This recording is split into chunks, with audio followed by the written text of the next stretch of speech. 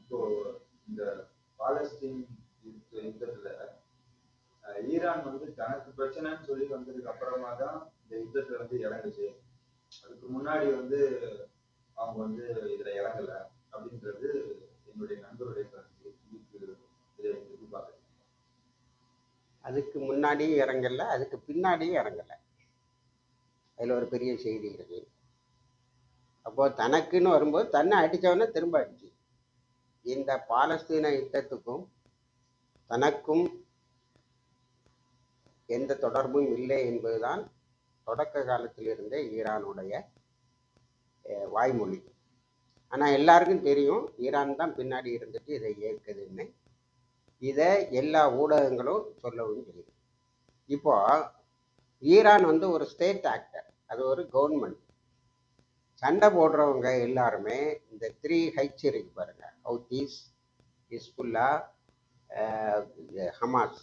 இந்த 3 பேருமே நான் ஸ்டேட் ஆக்டர்ஸ். அவங்க வந்து அரசாங்கம் கிடையாது, அவர்கள் வந்து தனியான லட்சியவாதிகள். அதுதான் இந்த ஆக்சிஸ் ஆஃப் ரெசிஸ்டன்ஸ்ன்னு சொல்கிறாங்க, ஆக்சிஸ் ஆஃப் இஸ்லாமிக் ரெசிஸ்டன்ஸ்.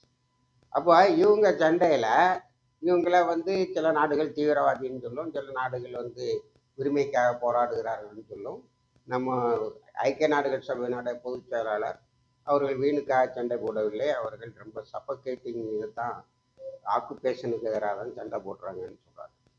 அப்போ ஒரு ஸ்டேட் ஆக்டர் இதில் வரும்போது அது சர்வதேச லெவலில் மற்ற நாடுகளும் அணிதேற வாய்ப்பு உண்டு. இப்போ ஈரானை அடிச்சுட்டா அது திரும்ப அடிக்கணும்ல, அதானே அதனுடைய லாஜிக். அது எப்போவுமே தனக்கு ஏற்பட்ட அந்த தாக்குதலை திருப்பி தாக்காமல் இருந்ததில்லை. அதுக்கு பிறகு அடிக்கலை, அதுக்கு பிறகு அது யுத்தத்தில் இறங்கிட்டேன்னு நீங்கள் சொல்ல முடியாது. அதனுடைய எம்பசியை தாக்குனாங்க, அதனால் இஸ்ரேலோட பல தளங்களையும் அவர்கள் தாக்கினார்கள். அதோட அதுக்கு பிறகு அவங்க தாக்கலை. அதனால் அவங்களுக்குன்னு ஒன்று வந்த பிறகு தான் யுத்தத்தில் இறங்கினாங்கங்கிறது சரியான கணிப்பு அல்ல. இன்னொன்று, நீங்கள் வந்து ஈரானுடைய ரோலுன்னு பார்த்தீங்கன்னா இது வரைக்கும், அதாவது 1917 ஆரம்பிச்சு இந்த பிரச்சனை, பாலஸ்தீனர்களுக்கு ஒரு தனி நாடு வேணும்னு, அதை யூதர்களுடைய கோரிக்கை. அந்த கோரிக்கையை 1917 நவம்பர் 2 பால்பர் பிரகடனம் வழி இந்த மேலை நாடுகள் உறுதி செய்தன. அதற்கு பிறகு அந்த பாலஸ்தீன் வந்து பிரிட்டனு கையில் போச்சுது. முதல் உலகப் போரிலும் 2வது உலகப் போர் முடியணும். அதுக்கு பிறகு 1947 48 ஐக்கிய நாடுகள் சபையின் உறுப்பினர்களை மிரட்டி, அதை வைர வெளிச்சம் அபிஷியலில் தனியாகவே போட்டு உறுப்பினர்களை மிரட்டி ஒரு யூதர் பாலஸ்தீனை 2ஆக உடைத்து, அந்த தீர்மானத்துக்கு பேரே பார்ட்டிஷன் ஆஃப் பாலஸ்தீன் தான். இந்த கான்செப்டே கூடாதுன்னு உலக நாடுகள்லாம் எதிர்த்தது. இந்தியா உறுதியாக இருந்து எதிர்த்தது. மிரட்டலுக்கு பயப்படாமல் அதை பிரிக்கக்கூடாதுன்னு சொல்லி ஓட்டு. ஆனால் அன்னையிலிருந்து 48 இருந்து 1979 ஒரு புரட்சியின் மூலம் ஈரானில் இஸ்லாமிக் ரிப்பப்ளிக் ஏற்படுற வரைக்கும் பாலஸ்தீனில் என்ன நடந்ததுங்கிறது நமக்கு தெரியவே தெரியாது. யூதர்கள்னா ஒன்றும் செய்ய முடியாதுங்கிற முடிவுக்கு வந்தாங்க. அதுக்கு காரணம் 1967 யுத்தத்தில் 6 அரபு நாடுகள் 6 நாளில் தோற்று போச்சு. அதுமுறை இனிமேல் மிலிட்டரி ஸ்ட்ரென்த், அதாவது இராணுவ பலத்தை கொண்டு இஸ்ரேலிடம் உரிமைகளை கோர முடியாது, இன்னொரு முடிவுக்கு வந்து நெகோசியேஷன் சொல்லிட்டு இருந்தாங்க. 79 ஈரானுடைய இஸ்லாமிக் ரிப்பப்ளிக் வந்த பிறகு அதோட பிடிவி, அல் ஜசீரா எல்லாம் தொடங்கப்பட்டது.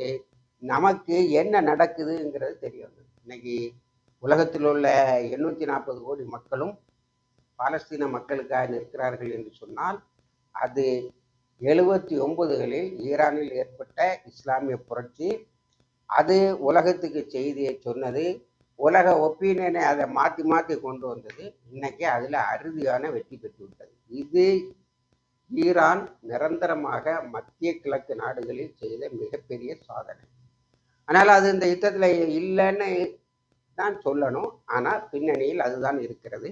ஹவுதீஸை சொல்லும்போது ஈரான் பேக்டு, ஹிஸ்புல்லா சொல்லும்போது ஈரான் பேக்டு, ஹமாஸை சொல்லும்போது ஈரான் பேக்ட் அப்படின்னு தான் சொல்கிறாங்க. அதே மாதிரி அன்சாருல்லாவை ஈரான் பேக்டுன்னு தான் சொல்கிறாங்க. அதனால் ஒரு நான் ஸ்டேட் ஆக்டர் சண்டை போட்டுக்கிட்டு இருக்கும்போது ஸ்டேட் ஆக்டர் அதுக்கு மறைமுகமாக தான் ஏதாவது செய்ய முடியும். தனக்கு ஏற்பட்ட அடித்தாங்களே தவிர அதுக்கப்புறம் திரும்ப அடிக்கணும். இப்போ இஸ்ரேல் ஜெயிக்க முடியாத ஒரு நாடுங்கிறத ஒன்றும் இல்லாமல் ஆக்கினது யார்? இஸ்ரேல்கிட்ட நம்மளுடைய மிலிட்டரி ஸ்ட்ரென்த்து ஒன்றுமே செய்துகிடாதுன்னு சொன்னதை உலக மக்கள் மத்தியில் அவர்களுக்கு ஒரு பதில் இருக்கிறது. அது இந்த போராளிகள் குழு, அந்த போராளிகள் குழுக்களை ஒன்றிணைக்கிற ஈரான். இதை எல்லாரும் ஒத்துக்கிட்டாங்கல்ல. ஈரான் தான் ஒரு சூப்பர் பவர் இன்னைக்கு அப்படின்னு. அதனால ஈரானுடைய புத்திசாலித்தனத்தை நீங்கள் எப்படி புரிந்து கொள்ள வேண்டும் என்று சொன்னால், அடிப்பது ஈரான் தான், ஆனால் அதை நேரடியாக நீங்கள் குற்றம் சாட்ட முடியாது. இனிமே அந்த திருப்பி தாக்குனது இஸ்ரேலுடைய டமாஸ்கஸ் தாக்குதலுக்கு திருப்பி தாக்குனையில அவங்க கடைபிடித்த மிக நல்ல ஒழுக்கம் என்னவென்று சொன்னால், ஒரு அப்பாவியை கூட இஸ்ரேலில் அவர்கள் தாக்கலை, ஒருத்தம் கூட இறக்கல. ஏன்னா இஸ்ரேல நாடாளுமன்றத்துக்கு மேலேயே மிசில் போகுது. அல் அக்ஸா முஸ்லிம்கள் மிகவும் புனிதமாக கருதுகின்ற அதுக்கு மேலேயும் போகுது. இதுல எல்லாம் அவங்க ஏதாவது ஒரு டிஸ்டர்பன்ஸ் நடந்திருந்தா இன்னைக்கு ஓல்டு ஒப்பீனியன் இவ்வளோ இருந்திருக்காது. மாணவர்கள்லாம் வீதிக்கு வந்து போராட மாட்டான், சிட் அவுட்டுன்னு சொல்லியிருக்க மாட்டான். நேற்று அமெரிக்காவில் போலீஸை விட்டு மாணவர்கள் அடித்திருக்கிறார்கள். அது பெரிய இஷ்யூ ஆயிருக்கு.